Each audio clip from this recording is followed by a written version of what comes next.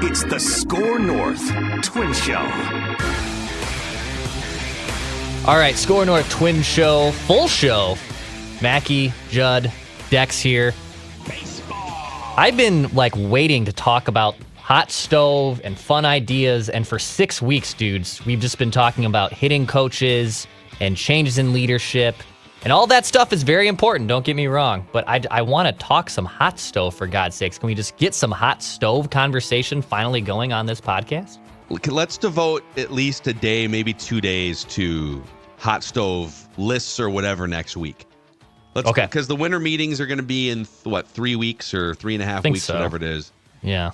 So next week, why don't you bring some Dex wish lists or however you want to structure it. Trade. We could do a free agent, and then if you want to sleuth around for trade, might be the more applicable avenue, because you might be able to get a cheaper player who's in arbitration or something versus the free agent market where Christian Vazquez cost $10 million, 3 years ago.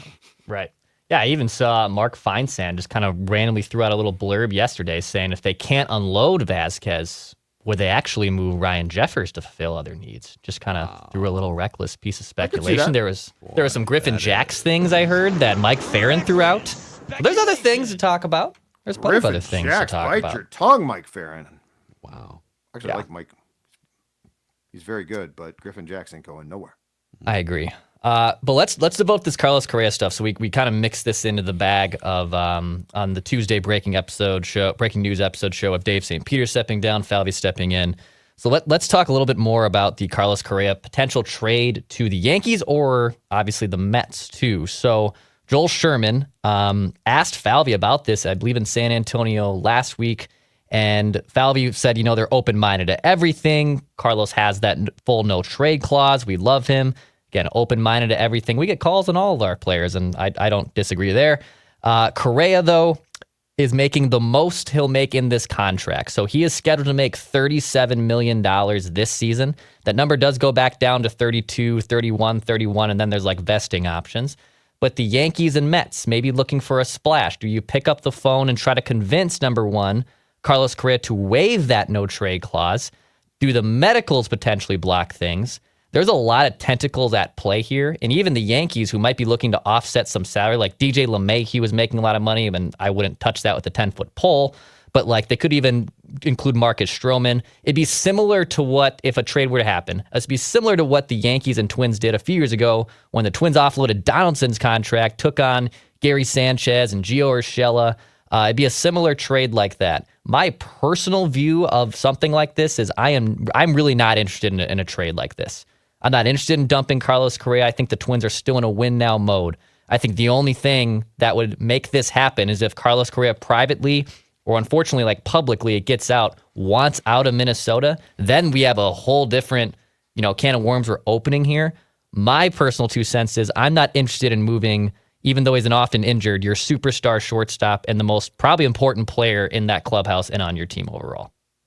So I think you bring up a good point, which is, what does he want? Does he perceive his career now to be rapidly and potentially nearing an end with the foot problems, the ankle problem, and now as Sherman reported in the Post, a chronic back condition that I don't remember hearing about.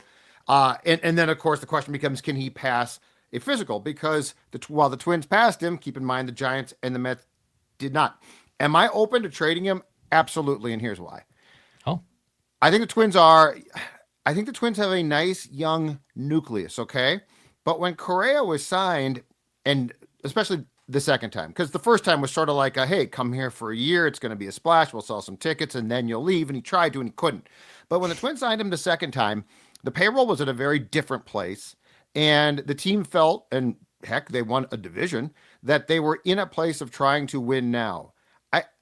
I understand the Twins still have some steam behind them from the experts about what they could do in the American League Central in 2025. But personally, from where I sit, things have changed a lot. The payroll is now going to, at best, remain the same. You're not going to add. You're going to have to subtract to add You're probably going to you're banking on your young players playing well, which is a bit of a risk.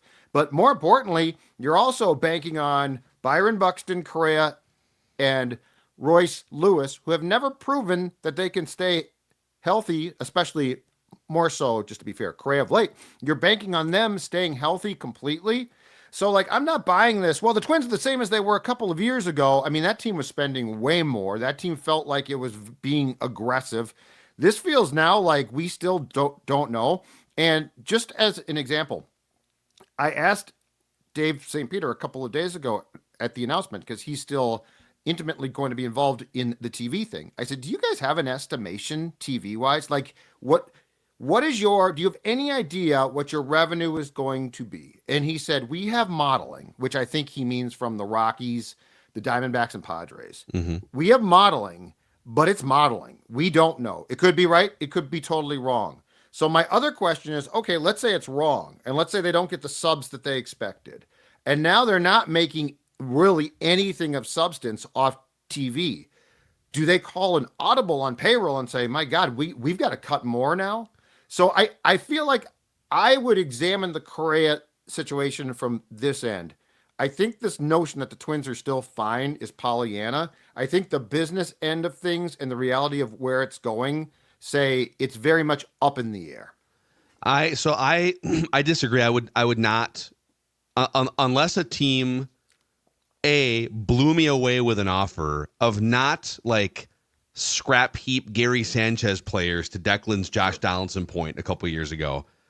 If some team offered up 2 of their top 10 prospects, and I am relieving myself of a potentially bad contract, the older and less reliable he is health-wise, right, and I'm supplanting with young players that can either help come through and be part of the next generation, or trade chips I can use to go get a different player. That is the only way I would entertain a trade discussion, is with those 2 things being prerequisites.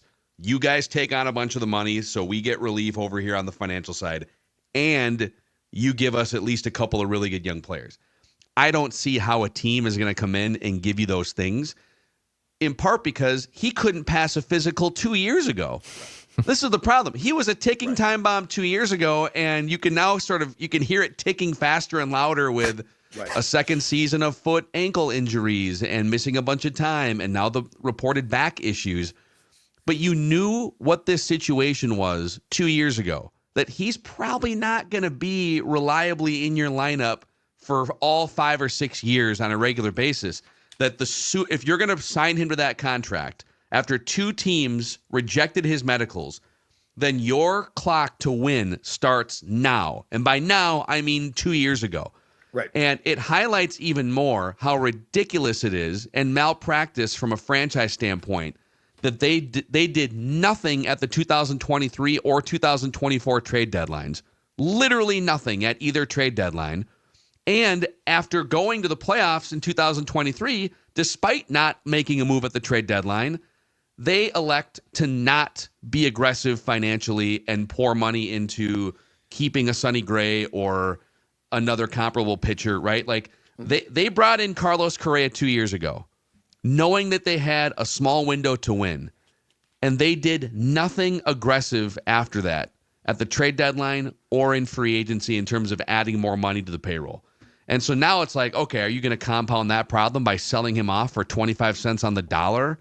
I think you're, like, to Declan's point, you are at least still, you can talk yourself into this. You're still in a window. If a couple young players join the party, or Royce Lewis joins the party more often, you can still win games. And I would push forward and try to win in 2025. That's what I would do. But I understand that you have an ownership group that's main priority, as stated publicly, is right-sizing the business and selling it, not winning baseball games. Yeah, I think the most important thing to monitor here is, where does Carlos sit on the direction of this team? Because if he is not interested in sticking around for a team that isn't adding, that's subtracting, that hasn't shown an addition to add, and he's a hyper-competitive dude, if he voices that I don't want to be part of this, which I don't think would happen like today. I actually think it probably would be more of a later off-season thing of, all right, I'll give you guys, what's your plan here to make our team better over the next 6 to 7 weeks? And if you guys aren't hitting those goals and benchmarks, then I wouldn't be surprised if Correa calls up his buddy Ken Rosenthal and does another infamous interview where he says, I don't want to be here anymore. Now, the return part gets complicated because of the medicals, because of the money. Trying to figure out, can you offset things, which I'm not interested in doing. Like the Twins would also be in a bad position there. I think this all comes down to what Carlos really wants. I mean, at the trade deadline last year, I remember talking to someone who said, you don't have a roster that has Carlos Correa on it and Royce Lewis on it and a really good starting pitching staff and Pablo and Joe, and you don't add to it. That is disrespectful to everyone in that clubhouse. There's another layer to this that I don't know if we'd be able to officially pin this down. But if you go back to March of 2022, when Correa initially signed the sort of it was like a 1-year deal with 2 team options attached. Yeah. It was Scott Boras not getting the long-term deal that he wanted coming out of the lockout, right? Correct. And just kind of, hey, I need a 1-year partner on this thing so we can get Carlos back to the market. And the 2 main people that facilitated that deal were Thad Levine and Joe Pohlad with the green light financially. Well, I'll read you something from The Athletic, but Thad Levine is gone and Joe Pohlad is selling the team, maybe even before the season starts. So could you make a case that the 2 main catalysts for why Correa is here in the first place, going back to March of 2022, if those guys are gone, does Correa feel less of a connection to the organization? So Ken Rosenthal reported on March 23rd, 2022, in the wake of Correa signing with the Twins the first time. The text hit Thad Levine's phone at 12:20 p.m. on Friday. It was Scott Boras. Boras texted Thad Levine, "We need to talk." It didn't take long for Thad Levine to recognize this was a conversation the team wanted to have. Baseball's top agent doesn't just call about anybody. He had only 3 prominent clients unsigned: Carlos Correa, Nick Castellanos, and Michael Conforto at the time. After a quick consultation with Twins president of baseball operations, Derek Falvey, Levine scheduled the call with Scott Boras. It was a Boras-Levine connection that led to Carlos Correa being a Twin, and it was Joe Pohlad and the Pohlad family green-lighting the contract and then the second contract. I'm not saying Falvey has nothing to do. Obviously, Falvey runs the baseball ops. But the landscape of the organization is going to look so much different in a few months than when it did when Correa signed on initially back in 2022. And this is just why another layer to this thing. It's why I'm also very cynical of Thad being gone. I think there's more there, and it's very unfortunate. I would feel if we were doing this show today and on Tuesday they announced Thad Levine will remain as GM, but Eureka, he's really going to get that job as opposed to being, basically, oh, you can go work out a trade. Okay. I love this. I give people projects to do and they do them. Well, that's congratulations, not grade school. But anyway, but here's the Correa argument that I would make for why I would, especially if he wants to go, but regardless, why I would love to shop him. The fact that nothing was done at the trade deadline in 2023 is very frustrating. In retrospect, the fact that nothing was done at the 2024 deadline was very predictable. This team, and I can tell you right now, unless this team is sold, it's signed, sealed, and delivered to somebody who comes in and says, let's win now, you're going to see nothing major at the 25 deadline. If the sale is still in progress, they're not going to up their payroll again. They're clearly just trimming it back and trimming it back. Carlos Correa has had enough of an injury problem here too, where if I can offload the contract, I would prefer to do that, because right now you have, and I mean, look, the guy's a great shortstop, but right now you basically got all of these landmines who you're counting on. Buxton's a landmine. He's a time bomb. Correa clearly is. Royce is kind of a landmine. Yeah, I hope he's not. Love me some Royce, but yeah. Well, yeah, exactly right. So I think it makes sense. It's just, yes, you can fool yourself into saying this team is still going to be competitive, and they should be.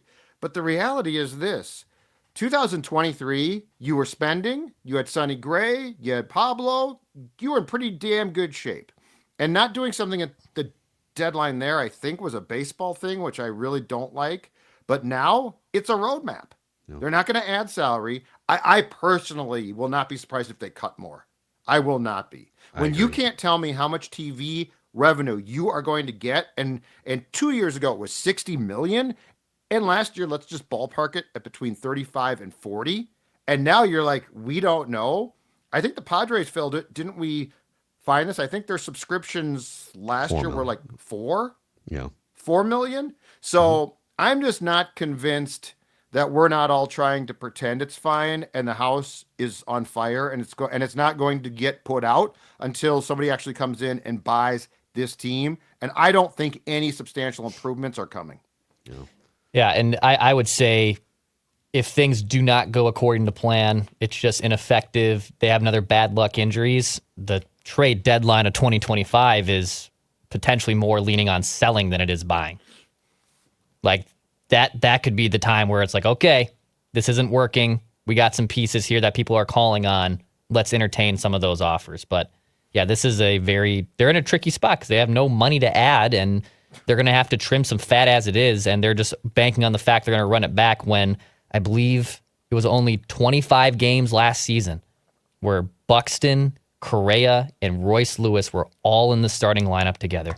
Yeah. 25 games out of 162. That's not going to cut it. Yep. So, I don't know. We'll see. I think if something happened, it would just kind of come out of nowhere. I don't know that Correa would.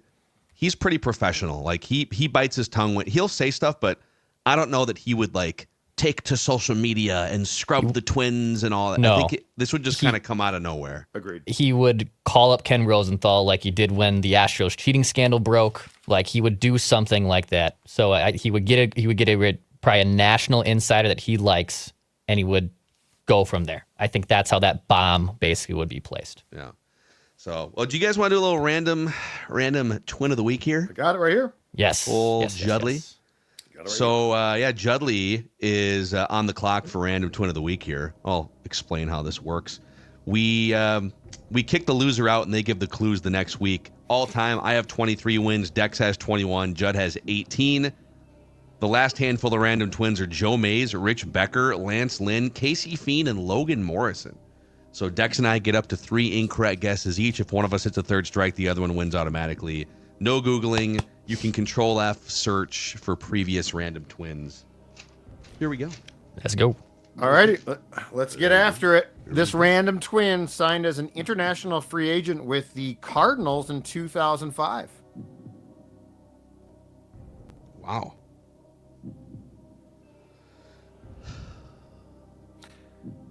He then spent 7 seasons in the Cardinals organization, but made his big league debut as a member of the Marlins.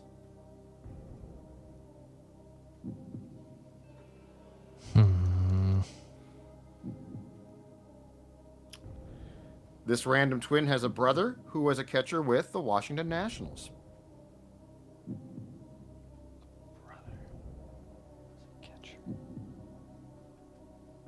Oh, man.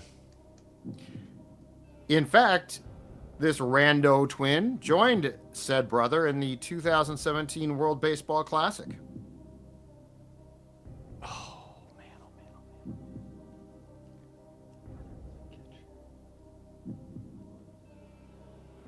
man.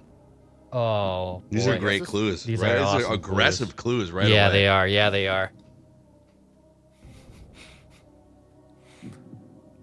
Over 11 years, this player compiled a 7.5 WAR. Wins above replacement, 7.5. Okay.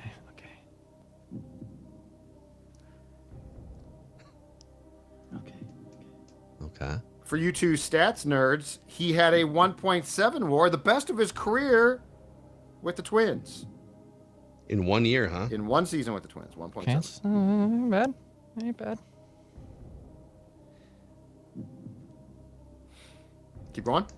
Yeah. This random twin has played every position in the infield during his career. I think he also dabbled in a little outfield, but really predominantly a guy who's just utility extraordinaire in the infield.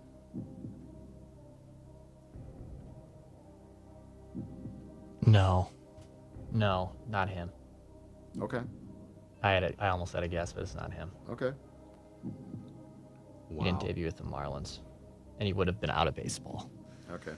The 2000 This random twin. Marlins. This random twin. God, am I going towards you two guys as far as how you love baseball? He had a line drive rate of 33.9% that led all players in the National League with 200 or more at bats in 2019. That's a really high line drive rate. Usually, I mean, that's if you're around 25%. 33.9%. Bada bing, bada boom. Keep going. Yeah. The following season, so 2020, he had 6 RBIs in a game against the Rockies. Oh God. Really?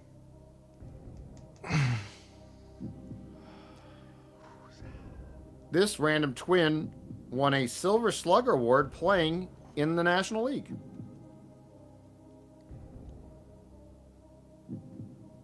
What? The line drive rate in 2019. You said that happened in the NL? Senior circuit, National League. Correct.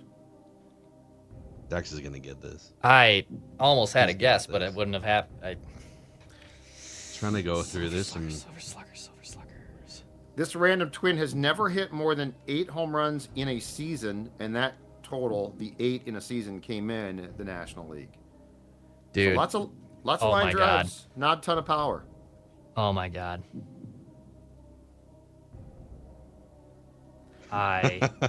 people are. Dude, this is. Man. Oh God, it's gonna kill me. After playing for the Marlins from 2012 to 16, his next stop was for only 1 year in the Bronx with the New York Yankees.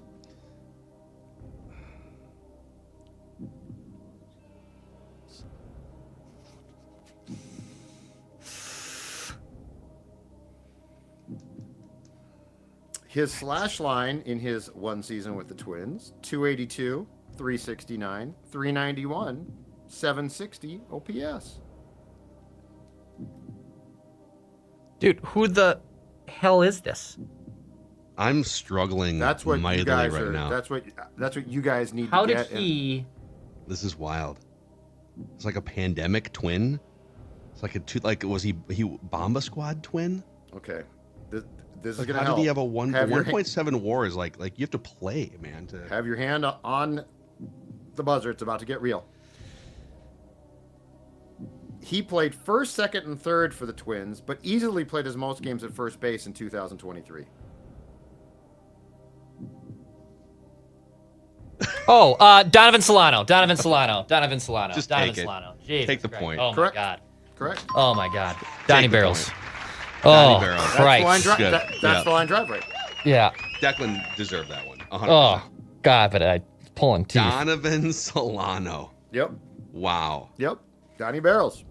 Oh, Don, I like High Donnie line Barrels. drive rate, not a ton of power. Yeah, no, Declan I with like his Donnie Barrels. 22nd career victory here Oh. in Random Twitter of the Congratulations, Week. Declan. Congratulations. I will happily turn that point over to Dex there. Back-to-back wins for Dex, Joe Mays and Yeah. I feel like Donnie Barrels. Phil, I feel like you like just sort of like were I very had at nothing. peace I was with this defeat, which I had been at times. These too. were Sometimes aggressive, I'm mad. great clues, and I was trying to figure out if this was like a 2023 twin or like a 2020 pandemic twin, Yeah. and I just couldn't think of anyone. Donnie Barrels, Anyway. poor guy. If this guy played in 2004, he'd be awesome because he has a career average of 294 since 2019, and he's played for like 4 teams because people don't value singles Padres. and low Well, yeah. extra base hits. He would have been a great 1980s or 90s Well, you National know- League player. Oh, no question. In fact, the Padres had 2 ex-twins just like that, right? I mean, Arise does not get traded until like the last 10 years, probably, Yeah. by the Twins. Arise, They've never traded him. dude, is he the least valuable multi-time batting champion or at 'Cause we least just- like revered, I guess. Yes, because we've Yeah. reconstituted how we think Yeah. about that. But in the He's 80s, also not a great defensive player either. Yep, So not. he's been worth last year, for instance. So he batted .314 last year, and he was only a 1.1 WAR player. Yeah. He was essentially like a league average, like a slightly below league average player because he can't really field. Not the greatest base runner, no power. I saw him play some first base for the Padres. At least what I saw was not terrible. But yeah, he's a guy who in the 80s, the 90s, the early 2000s, I think would have been seen as just this god because of his ability to hit. And now he's good, but I don't think he's seen as a great player by any means. Do you? No, just he's a great hitter, like a contact hitter, but that's about it. But we don't really put a premium on that anymore. All right, there it is. Congratulations to the Dexter. Back-to-back wins. There you go, buddy. Random twin of the week. All right, Dex, take us home. All right. Hit the subscribe button. We'll have hot stove stuff next week on the SKOR North Twins Show. Hit the like button, subscribe button. Appreciate everyone supporting the SKOR North Twins Show. We'll be back next week.